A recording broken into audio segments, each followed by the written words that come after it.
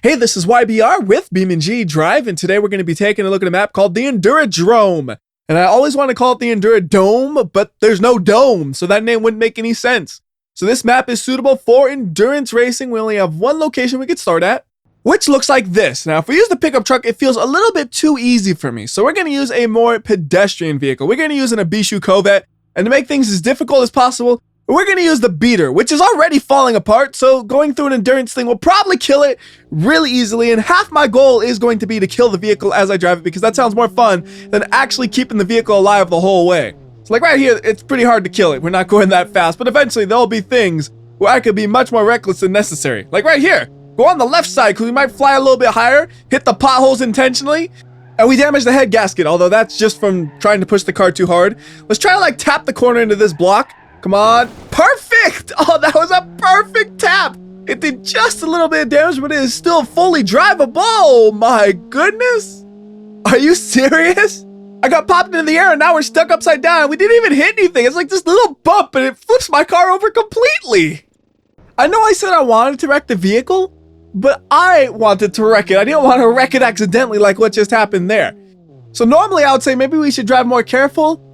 On the other hand, maybe I should drive more recklessly and make it more likely the vehicle gets destroyed. So hit every single pothole I can see, bounce on every single jump, cut every single corner, just do as much as we possibly can to destroy this thing. I see a bump on the right side, we're gonna hit that one. Bump on the left side, we're gonna hit that one. And we do have a choice of route right here. We can go left or right.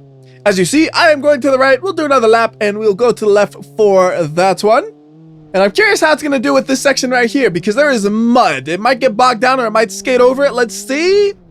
And it is skating over it pretty much. It got a little bit of a slowdown on it, but it still had about 30 miles per hour of momentum. We got some rocks right here. Try to hit the big rocks a little bit. Nope.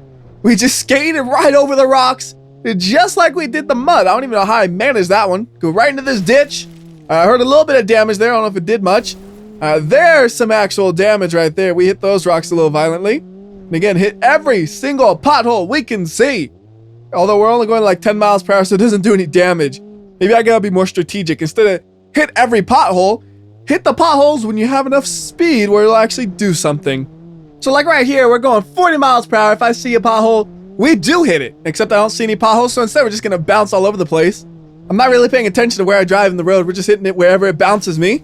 Still going pretty good speed though, got about 50 miles per hour. We're gonna lose some here because we got an uphill though. And this thing engine is in such poor condition, it just can't maintain speed on an uphill. Like we're going 30 miles per hour, but now we got the downhill. All right, so we got a good jump right here. My goal is to roll the car on this jump. We're gonna just kind of tip it to the side right as we hit the jump. So like this, and come on, roll. Roll! Yes! Ooh, really good roll actually. Multi-roll, and we land upright. Can it drive?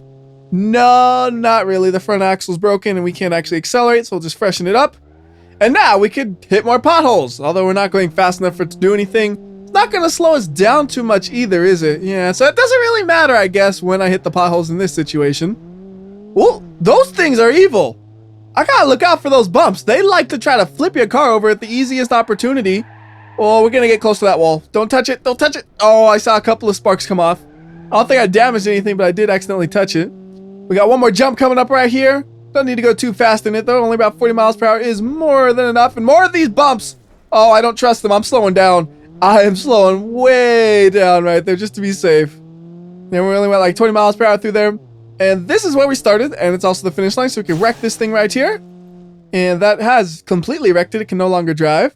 So what we'll do is we'll go ahead and bring it back to where we started. And then we're going to swap out the vehicle for something a little bit different. How about we go with the lead sled version of the Burnside Special? This should be a good car for this because it sits pretty low to the ground. It has a really stiff suspension, so it'll be bouncing all over the place. And it has terrible steering because the wheels can only turn so far before they hit the inside of the fender. So let's go ahead and see how it does. Here's the first jump. We're probably going to also be going faster than we were going with the Ibishu Covet. And oh my goodness, there you go. That thing almost already just tipped over on that first thing. I'm actually surprised it didn't tip. Probably the only reason it didn't is because the center of gravity is so low because the car sits so low to the ground. So although it almost caused me to tip, it also kept me upright. Bottles right there though, they weren't much of an issue. Went right through those, no problem. Right here, I thought there would be an issue. We might flip over, but it looks like even though that was a big threat to the Covet, it wasn't that big of a threat to this thing. Either the Corvette just hit it at a really awkward angle or every vehicle is just a little bit different. Oh no, this is something I forgot about. Oh, I've messed up completely. Remember a minute ago how I mentioned how this thing has a really bad steering? That means you almost never want to slide the car because when it starts to slide, it's really hard to recover because your wheels only steer a little bit to either direction. Like on a drift car where you intentionally slide the car all over the place, they increase the amount of steering angle you can have at the max. This one decreases it, so it's really, really bad at sliding. So this time we're going to the left here, and the left is a lot easier than the right side. The left is almost just kind of a rally road right here. There's no real big obstacles or potholes or anything like that. It's actually surprisingly smooth, which means my only enemy is myself if I start to accidentally slide the car too much and then we spin out. My main goal here is just to make sure I don't spin out for the rest of the lap, and hopefully we'll wreck the car in some way just driving it normally. Although I'm not sure if there's anything that's going to wreck it, to be honest with you. If I wanted to wreck it, I probably would have had to go to the right side, but I want to make sure you guys get to see both the left and the right here, because the only things we have left aren't really dangerous to the vehicle unless you make them dangerous. Like, we're going to go as fast as we can into this jump right here, but I don't think it'll be fast enough to actually do any sort of damage to it unless we intentionally try to roll it over like I did for the Corvette. So we're going to be going about 70 miles per hour-ish, and it's getting a little ugly, and it was recoverable. Yeah, I went into the grass and I tapped the tree a little bit, but that's just because I have such terrible steering angle. I couldn't do much about it. All right, well, we did pop the hood open. That's something. It's not really changing the way it drives or anything or destroying it, but it's something. Again, going through here slowly just because I can't steer good. Got another jump. We're going to be going 50 on it. Good jump. A little bit of a bounce. And again, we got to slow down a bunch just to not crash right into that. And there is the finish line, so that's a success. We'll go ahead and hit both of these jumps one more time, see if we could have anything happen or not. Second jump, we're going a little bit too fast to make it to the next jump, aren't we? Yes, so nothing really happened in the end of that, except we missed the jump, and then I kind of spun out because I was trying so hard to go into the jump. Let's try this with something completely different. We're going to use the Wentworth DT40L, and just for the heck of it, let's use the Hero so we can go as fast as possible. Although really what's going to happen is the lap is going to take a lot longer than necessary because we're probably going to be crashing all over the place. Can we even make it to the next jump without going too fast like we did with the other car? Yes, we can. All right, well, we got a few pieces falling off of it, but it's actually doing a pretty good job. Although this could potentially be the hardest part. Because the jumps and all that, if I crash, so what? If I crash here, well, that's all on me for steering poorly. So I gotta put a little effort into this and make sure I dive through them perfectly like I just did right there. And now full speed ahead again as we bounce all over the place. I'm trying to remain in control of this thing as it wants to tip over. You know, actually, a bus probably has a pretty low center of gravity, all things considered, because it's made to be loaded with people, which makes the center of gravity higher. So with nobody in there, it's probably not that likely to tip over, I would think. So we're going to the right here. Because like I said, the right is the more destructive and the more fun direction, more likely to cause chaos. And we fly and bounce all over the place, proving just that. There goes another piece of my bus off into the sand. I just saw it flying. Uh-oh, we're all out of the rocket juice, so we're going to need to freshen this thing up. I freshened it up a little bit too close to the edge. You got to be careful getting back onto the road right here.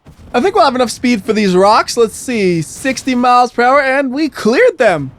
I was actually kind of surprised about that. I thought for sure I was going to crash into them and break something on the underside of my bus, but we're still going good. More rocks. Oh, these ones not so good, and we tipped over, but you think that'll stop me? That's where you're wrong. We're going to keep on going, and eventually we'll get upright. See? Just like that. Just like that. Although we have no steering at all. I'm telling it to go to the right, it's going to the left. So how about we just thruster this thing to the maximum and let it fly and crash. And one thing I like is the sound it makes after it crashes.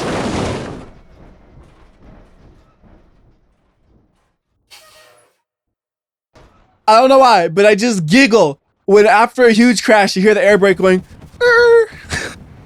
So back to the road we go. I kind of could have teleported it back a little bit farther, but it's close enough to the road. We're going to bounce all over the place once we get back onto it, though. I'm lucky I stayed on it. I didn't roll over again. And now we got the jump. We're going to go as fast as we can, and we are going to completely overshoot the landing zone right here, I am sure. Yeah, we're going to hit this at about 100 miles per hour-ish. And that is so overshot. It was ridiculous. But it was fun flying, wasn't it? We're going to have to bring this thing back, though, because it can't move. Oh, there's a little bit of fire, too. But yeah, it's not moving, so we got to teleport it back onto the road, or at least close to the road. Just gotta be a little careful as I get out of there. And now we can go fast, although we gotta do a corner, so maybe not that fast. All right, this is actually probably gonna be a pretty hard section right here. Tight maneuvering required.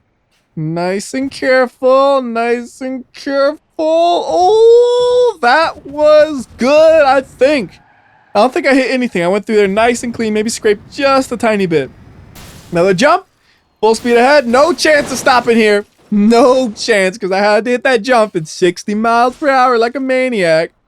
I bring this thing back and then go through this slowly. Slowly, and good. Now full speed ahead for these final jumps.